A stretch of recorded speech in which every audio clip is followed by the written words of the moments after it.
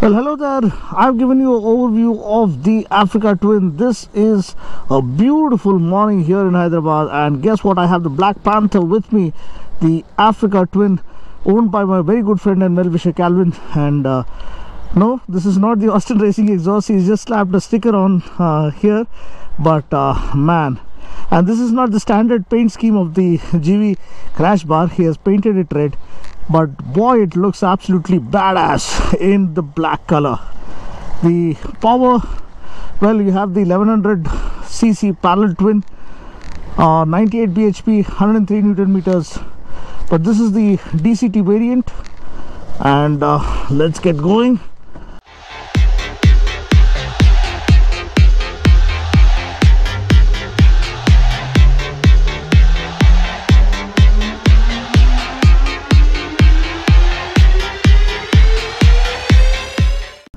I really hope that the audio is recorded well, because the first time I'm using the ADX2 helmet from Scorpion, because this is the adventure bike, trying to use the adventure helmet.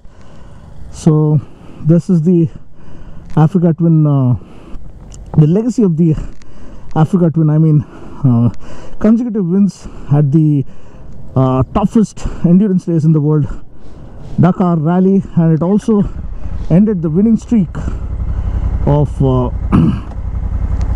KTM after a decade-long dominance. So for now, let's unleash this. You have urban mode, because you also have the gravel mode.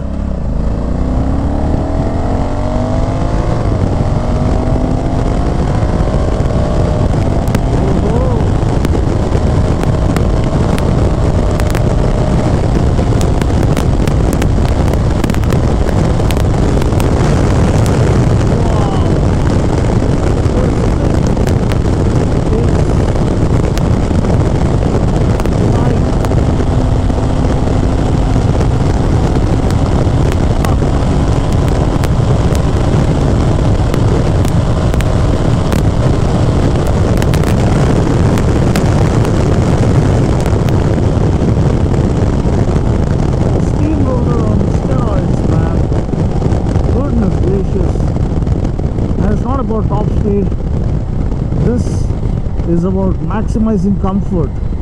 I mean, take a bow. What a machine, what an outstanding machine.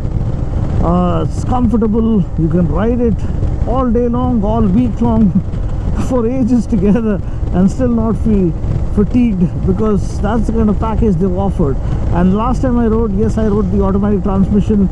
Am I a fan of it? Not really. I still prefer the manual, but still it has a lot of flexibility when compared to the previous gen model. This is 2022-23 model. Now for 2024 they have made some updates. We'll try to go over it later on in another video, but for now let me just enjoy this morning blast on this amazing Dakar champion. I mean, the chassis is incredible.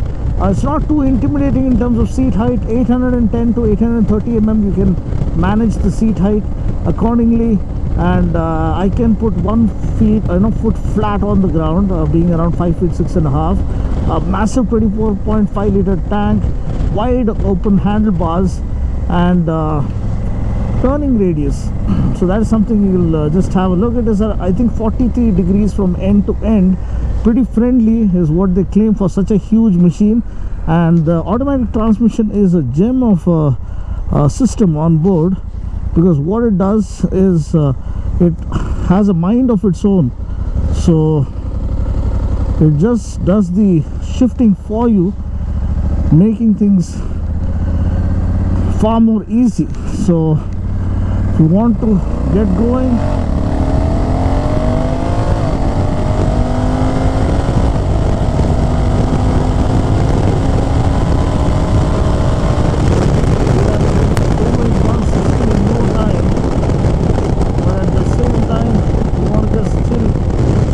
relaxed and enjoy the ride, you can actually. That's the best part about this motorcycle. See, it's perfectly balanced. I mean, direction changes, swaying from one side to another happens instantly.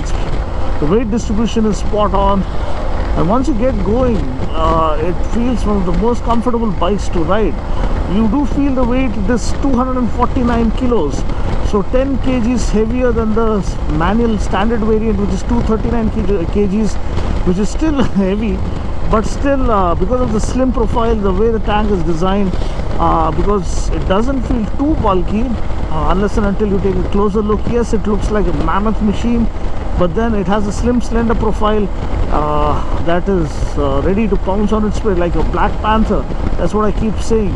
It's so well built, and Calvin has made this even better by adding the right kind of accessories.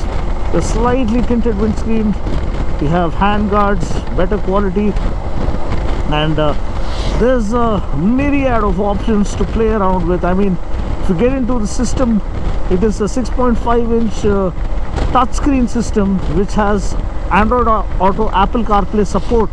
When was the last time you heard that? And it can install apps, it can do everything that you want, navigation, music, like pretty much everything on the go.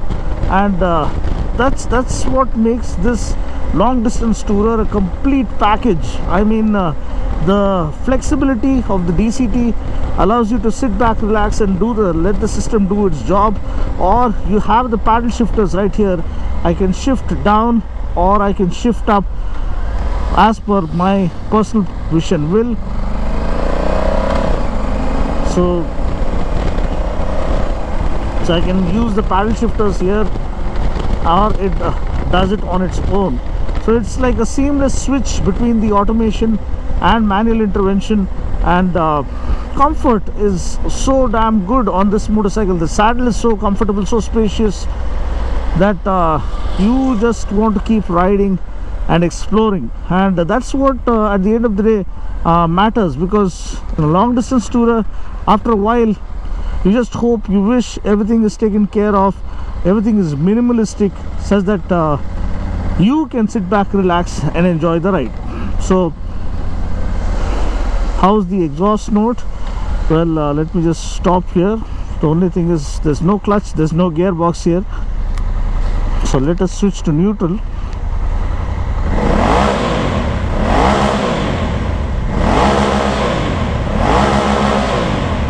This is the exhaust note. Now go back to drive mode. In the drive mode, the response is far more sedate, far more less aggressive. You just want to amble around, maximizing fuel economy. This is the mode for you. And if you want a little bit of oomph or X factor to feel the rush, just switch to sport mode. You have sport 1, 2 and 3, but you can, I've set it up to 3 because that is my personal favorite, the most aggressive of the sport modes. We did 190 effortlessly. We have a little bit of luggage on board. We have a top box, I think a 40-liter top box. How is the wind buffeting? Well, it is a little bit apparent now. Is this the standard windscreen or an automatic? Let me just check with him. He has added a tint to it, a slightly shorter windscreen, but I would prefer a slightly taller windscreen, which will prevent the wind buffeting, because when I'm standing up, I'm sitting up right, and in the regular position, it does flap my helmet a bit or ruffle my helmet, which is the last thing I want. So if it is the standard setting, then I think you have actually adjustment for this windscreen as well, but I think for his height he has set it up, and for my height it feels a little intrusive. Apart from that, everything else is bang on. Yeah, you have cornering ABS, you have 6-axis IMU, which measures the pitch axis, yaw axis and roll axis, and accordingly distributes the braking force to make sure you maintain the right direction of travel while applying brakes right midway through a corner. So that is how cornering ABS works. And Yeah, so for those who are new to automatic transmission, it feels very awkward because there's no clutch, there's no gearbox. It takes a little getting used to, but once you get used to it, the convenience is so good that it will make you a little lazy, and you will find manual transmissions in the regular motorcycles hard to deal with. That's what this bike does to you. It pampers you with luxury, and it has cruise control. It's just beautiful. It's effortless.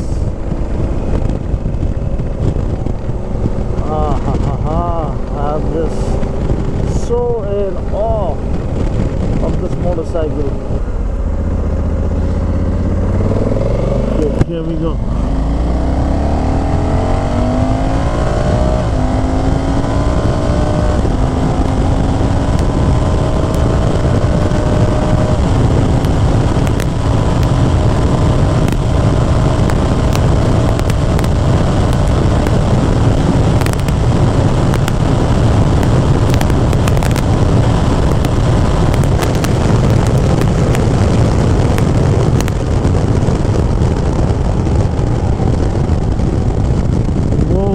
Oh, that was incredible, and that was effortless, man. It just touched 200 just like that, and you can cruise at easily 150 kilometers per hour here with this motorcycle, and it's a piece of cake for this bike.